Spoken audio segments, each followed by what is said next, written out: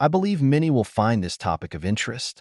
Today, I want to discuss the common causes of erectile dysfunction, ED, and their corresponding strategies.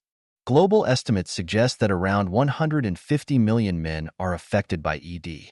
In the Chinese regions of Beijing, Chongqing, and Guangzhou, the average prevalence rate of ED among adult men is 26.1%, and the national prevalence rate among men over 40 is 40.6%.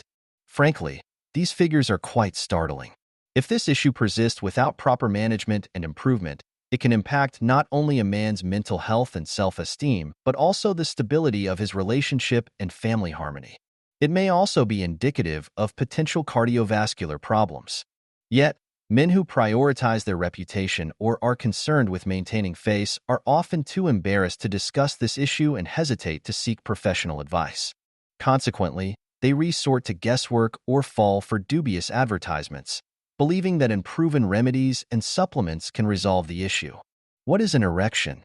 For men, a normal erection is a physiological phenomenon. From a reproductive standpoint, it's essential for completing intercourse and reproducing offspring. When a healthy male with normal psychological and hormonal status experiences mental or sensory stimulation, the central nervous system directs the parasympathetic nervous system to regulate the blood flow in and out of the penile corpora cavernosa. Under the influence of nitric oxide, arterial blood vessels dilate, allowing an increased inflow of oxygen-rich blood, about 8 times more than in a resting state. Simultaneously, the venous blood vessels are compressed, significantly reducing the outflow of blood. Additionally, the smooth muscles of the corpora cavernosa relax under the effect of nitric oxide, allowing them to accommodate more blood, increasing by approximately 80 to 200 milliliters compared to the resting state. This causes the corpora cavernosa to swell rapidly. When the corpora cavernosa are filled with blood, the penis becomes hard and erect, which is what we refer to as an erection. Once the stimulation subsides or the physiological conditions no longer favor the state of more blood inflow than outflow, the venous vessels reopen, the blood flows out, and the penis gradually returns to a flaccid state. Many professionals compare the penis to a natural mechanical hydraulic device, which I find quite illustrative. However, we shouldn't only associate erections with sex. Besides adult males, young boys can also experience erections. They may have erections when holding their urine, possibly due to the full bladder stimulating nearby nerves, causing a reflexive erection. They may also have erections while sleeping or upon waking up, which most studies attribute to the dominance of the parasympathetic nervous system during REM sleep, a normal physiological phenomenon. Moreover, some males may experience abnormal erections due to diseases like sickle cell disease or as a side effect of certain medications such as antipsychotics, antidepressants, and anticoagulants. These abnormal erections can last more than 4 hours. Neuroactive substances like alcohol, heroin, and cocaine are also related to this issue. Note that there is a condition called ischemic priapism, which during its onset causes the penis to become painful and increasingly severe. If not treated promptly, it can lead to ischemic necrosis of the penis, making it a medical emergency.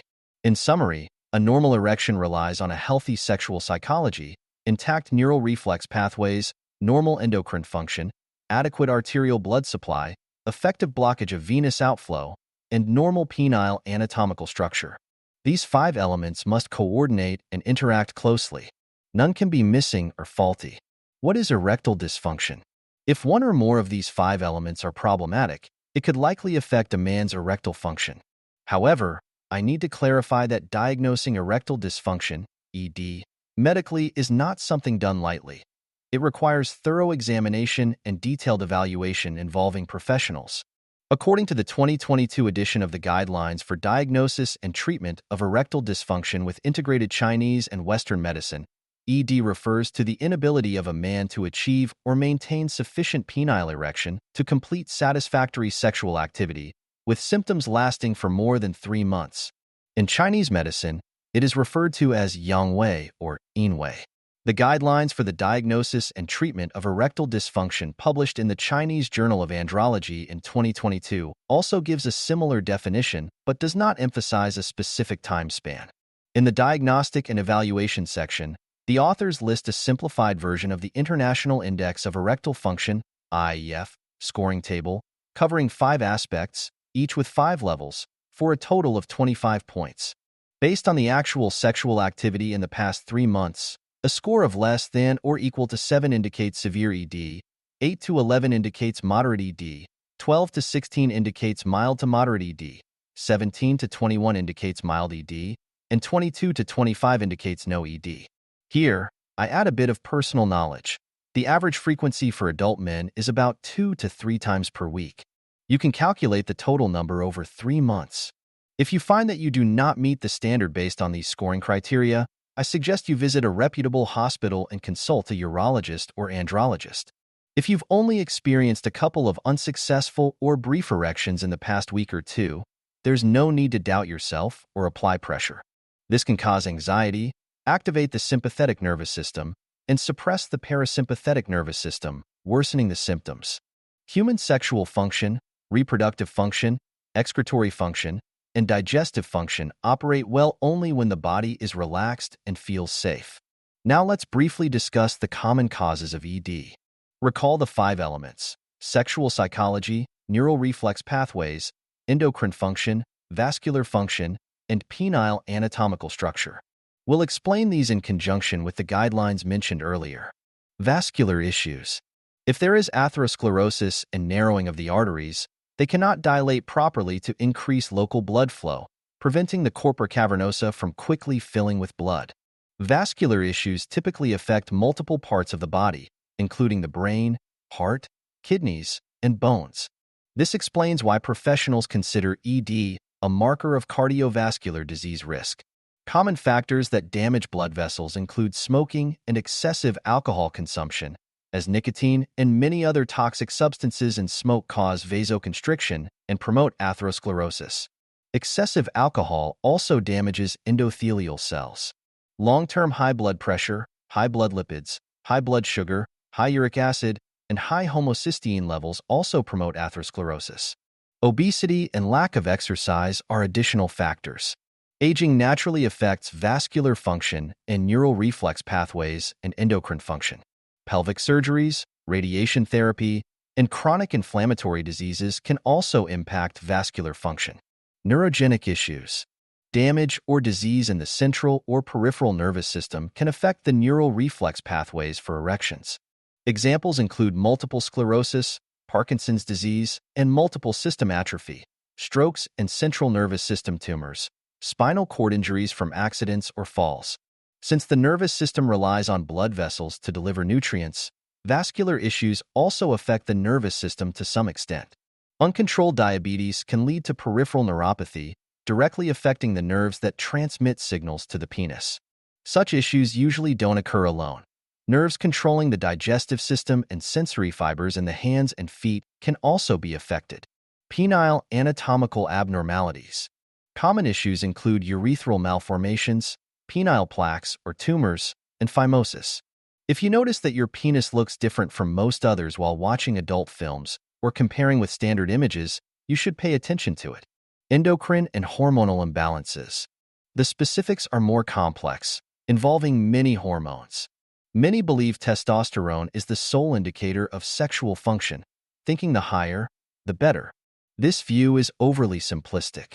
While testosterone regulates erectile function through central and peripheral mechanisms, research suggests the relationship between testosterone and erectile function isn't linear. Low levels certainly affect erectile function, and supplementation may help, but excessively high levels do not enhance function further. The balance between other sex hormones and testosterone is also crucial, especially estrogen.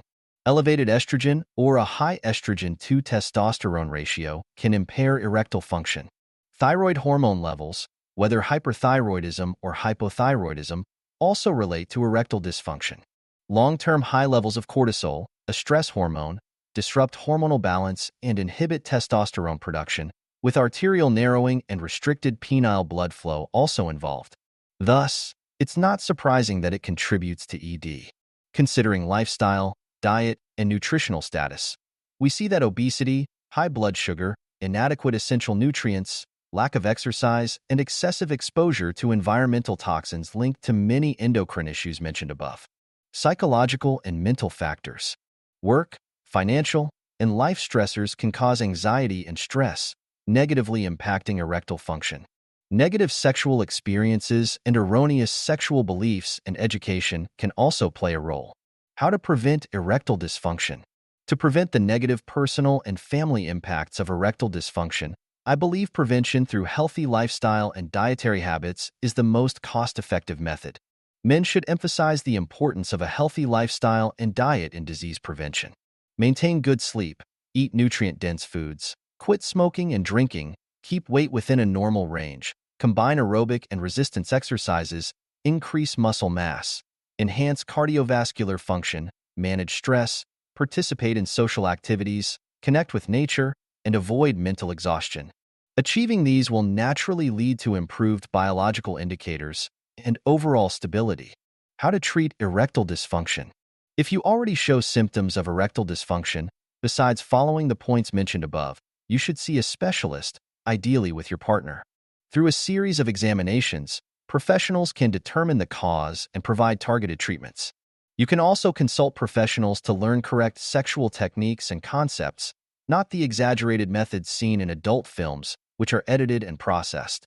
Lastly, do not use PDE5 inhibitors at home without professional guidance. Medications like sildenafil, tadalafil, and avanafil are first-line treatments for ED but have side effects and contraindications, especially in patients with chronic diseases or multiple medications. Major contraindications include recent heart attack, stroke, or life-threatening arrhythmia within the past 6 months, low blood pressure, BP less than 90 over 50 millimeters of mercury, or high blood pressure, BP greater than 170 over 100 millimeters of mercury, unstable angina or congestive heart failure. In summary, most erectile dysfunction cases are preventable and controllable. Apart from aging, which is irreversible, most factors can be intervened early. Remember this principle: body and mind in harmony, nature and humanity in unity. This principle aligns well with what we've learned together over the past 2 years.